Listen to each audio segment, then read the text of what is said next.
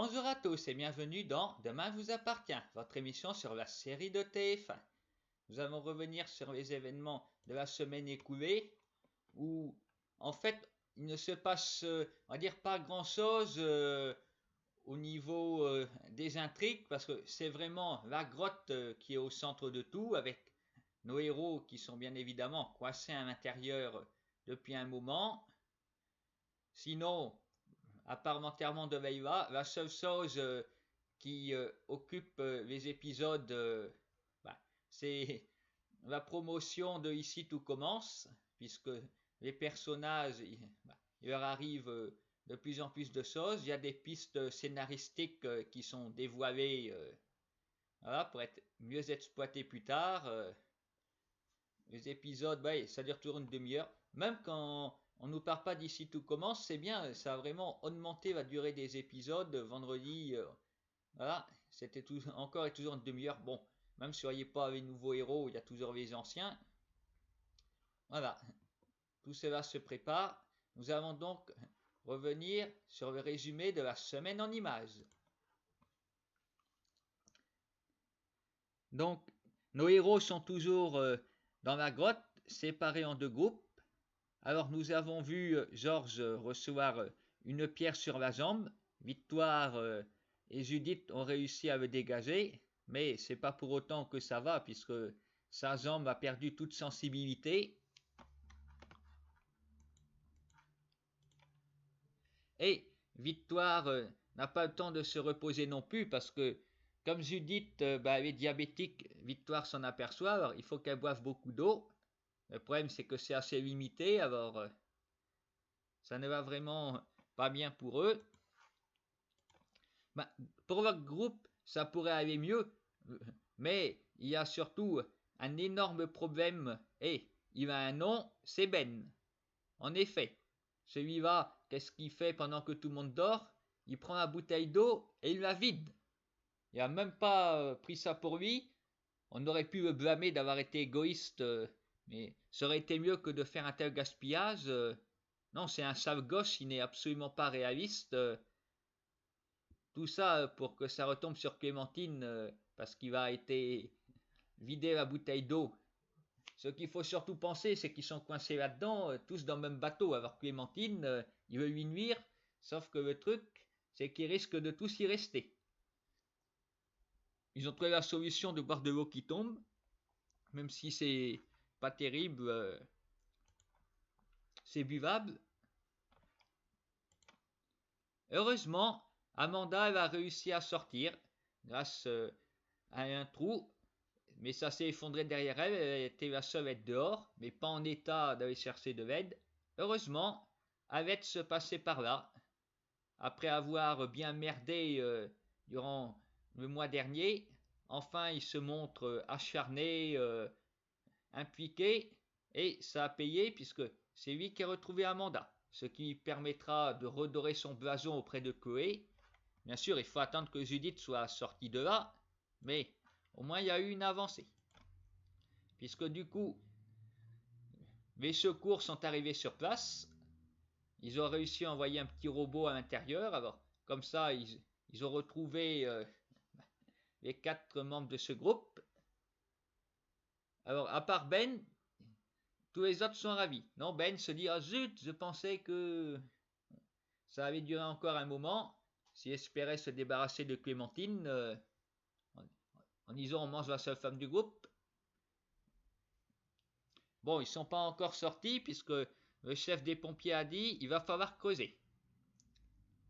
Alors, espérons que lundi, ils auront terminé de creuser puisqu'ils peuvent leur apporter des vivres de toute manière. Ils auront terminé et puis eux, ils vont sortir. Par contre, voilà, ils sont pessimistes pour le groupe de Georges, Victoire et Judith puisqu'apparemment, eux, il n'y a aucun espoir de les sauver. Ils ne savent pas où ils sont. Effectivement, on peut s'inquiéter de ce qui va arriver. Ils n'ont plus beaucoup de nourriture. Ah ouais, Georges et Judith sont tous les deux très mal en point. Il n'y a que Victoire qui est bien, mais des fois la surprise, justement, ça peut venir là où on ne s'attend pas.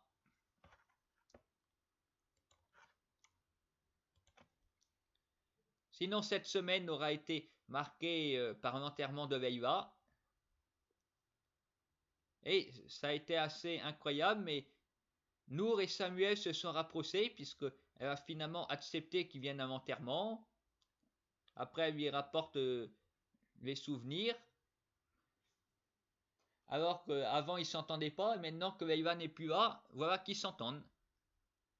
Je pense qu'on peut identifier d'où venait le problème, bien que ce soit incompréhensible.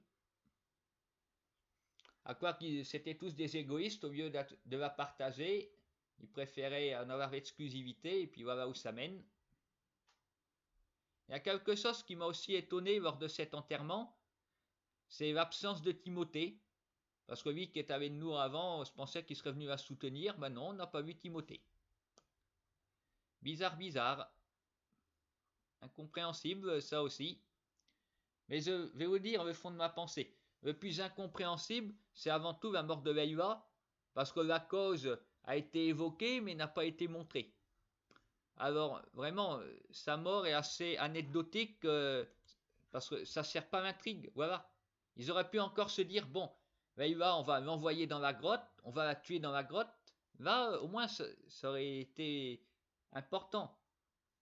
On se serait dit, bon, il s'est passé ça, voilà, il y a une victime. S'il fallait faire disparaître Veiva, ben, ils auraient dû faire ça utilement.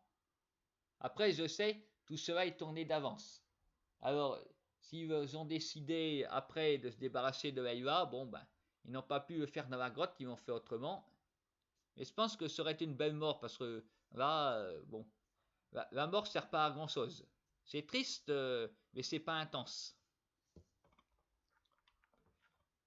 C'est vrai, elle aurait pu aller là après s'être disputée avec ses enfants, ou avec Samuel, pour les oublier. Puisque ceux qui sont allés, voilà, il y avait comme Judith, voilà, c'est des gens qui avaient des problèmes. Non, vraiment, je ne comprends pas. Après, je ne sais pas comment se passe l'organisation du scénario. Bon, espérons que la grotte, elle, ne fera pas de victimes. Voilà, je dis ça, ça aurait été utile que Eva meure dans la grotte plutôt que sur la route. Mais espérons qu'il n'y en aura pas. Si ce n'est pas Eva, que ce ne soit pas un autre de nos personnages. Après, l'année dernière, au moment de l'incendie, ça avait duré que 2 épisodes en fait, plus les complications médicales. Il n'y a eu aucune victime. Et puis pareil pour l'accident de voiture. Alors, c'est plus de peur que de mal en général dans ces scénarios catastrophes. Alors, c'est l'occasion de les voir dans un endroit inhospitalier, tel que cette grotte cette année. Alors, je pense qu'ils s'en sortiront, je l'espère. Sinon, pour nos apprentis cuisiniers, bah, les rapports avec le chef Tessier sont de plus en plus mauvais, puisque l'homme bon, arrive sans prévenir, n'aime rien. Ça donne pas envie d'apprendre la cuisine quand je vois ce genre d'individu. Et les élèves ne sont pas les seuls à pas le supporter, puisque Noémie, qui est prof aussi, en a assez et puis a voulu se suicider dans la mer. Heureusement que Enzo l'a sauvé. Après, je me pose des questions aussi sur les sentiments réels d'Enzo pour Noémie. Est-ce qu'il est amoureux d'elle ou est-ce qu'il a pitié d'elle? En fait, il la soutient et lui donne ce qu'elle a envie d'avoir. Je ne pense pas que du calcul de la part d'Enzo, qu'il n'est pas en train de se taper la prof pour avoir des bonnes notes. Même s'il est vrai, elle lui a évité de se faire virer par Tessier. Et puis elle a évoqué avoir un problème au mois de novembre de l'année dernière. Alors, qu'est-ce qui a pu se passer au mois de novembre?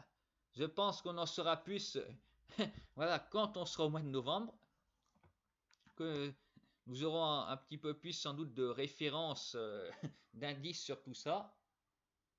Ça a dû se passer, ben oui, dans l'institut culinaire. Et Maxime et Salomé se rapprochent de plus en plus. Tout se passe bien. Salomé semble bien qu'elle n'en ait pas envie, semble avoir décidé comme de céder à Maxime et tout.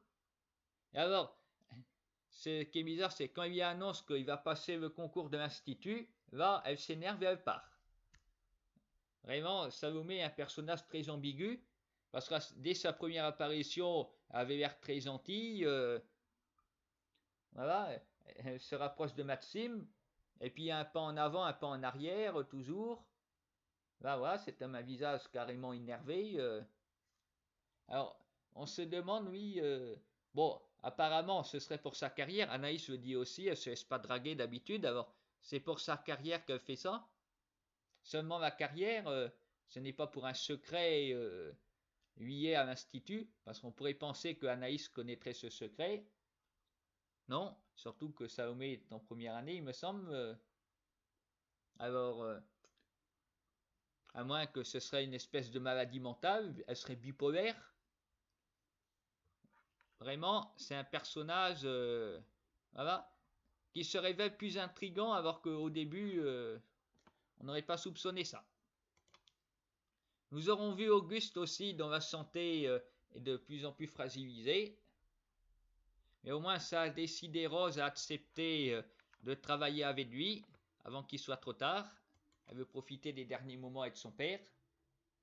Et c'est quelque chose que sa sœur n'apprécie pas, mais on avait déjà vu leur retrouvaille qui était glaciale, alors on n'est pas très étonné des nouvelles menaces. Et Antoine va aussi accompagner Ross, c'est décidé, puisque Suleiman, eh ben, c'est Sandrine qui va l'héberger jusqu'à Noël, a-t-elle dit. Alors après Noël, il y aura quoi? Il va aller où Suleiman? Peut-être chez les Moreno, à moins qu'il s'installe chez les Delcourt avec Judith.